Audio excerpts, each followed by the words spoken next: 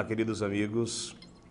Nós estamos vivendo os tempos pós-pascais. A morte e a ressurreição de Jesus, o que pareceu lá aos olhos humanos no Calvário uma grande derrota, se apresenta hoje como uma grande vitória para nós.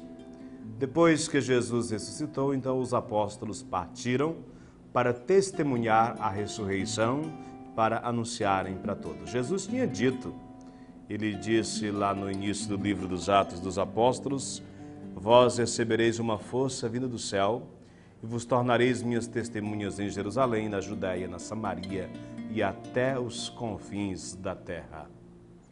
Pois bem, no capítulo 5 do livro dos Atos dos Apóstolos, versículos 17 até o 26, nós vemos os discípulos do Senhor sendo perseguidos. Apresentaram-se o sumo sacerdote e todos os que estavam com ele, isto é, o grupo dos saduceus, e tomados completamente de inveja, prenderam os apóstolos e os puseram no cárcere público. Esse grupo de autoridades forma o chamado Grande Conselho de Jerusalém, o Sinédrio, que condenou Jesus à morte diante de Pilatos, que representava uma outra força política, que era o Império Romano. De noite, porém, o anjo do Senhor abriu as portas da prisão e os levou para fora e disse: ide, postai-vos no templo e falai ao povo tudo o que se refere a esta vida. Uma vida nova que eles estavam anunciando. Uma vida conforme Jesus havia ensinado, agora o povo estava ajudando a compreender por meio da pregação dos apóstolos. Muitos estavam fazendo adesão.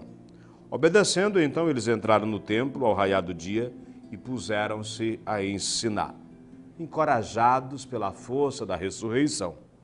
Quando chegaram o sumo sacerdote e os que estavam com ele, convocaram o sinédrio, isto é, todo o conselho dos anciãos dos filhos de Israel, e mandaram guardas ao cárcere para trazê-los.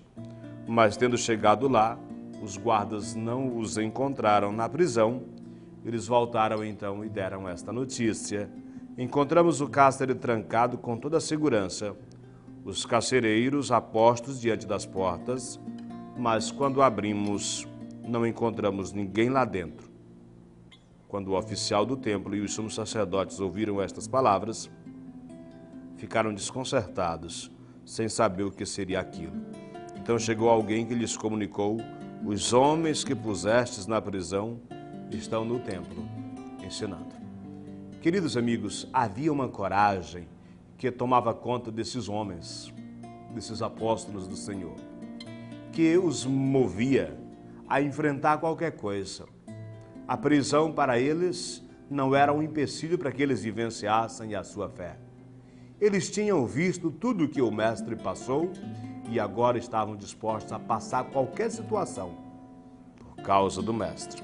A palavra diz que então o oficial do templo com os guardas foram e os trouxeram sem usar da força, pois temiam serem apedrejados pelo povo, porque o povo começava a reconhecer o testemunho que eles estavam dando de alguém que passou pela morte, mas que agora estava vivo.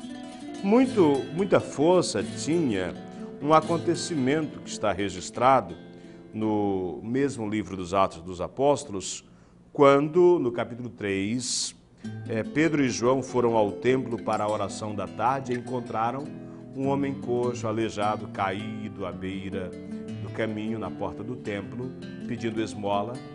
Pedro e João foram para perto deles e ele pensou que ia receber uma esmola, quando Pedro disse: olha, nós não temos ouro nem prata, mas o que nós temos nós te damos. Em nome de Jesus Nazareno, levanta-te e anda. E ele começou a andar. E a partir daí, minha gente, o Senhor ia confirmando as palavras dos apóstolos e eles iam dando o seu testemunho. E também nós ofereçamos testemunho da presença do Senhor que reina e que nos ajuda a viver com esperança. Que Deus te abençoe e abençoe toda a tua casa. Em nome do Pai, do Filho e do Espírito Santo. Amém.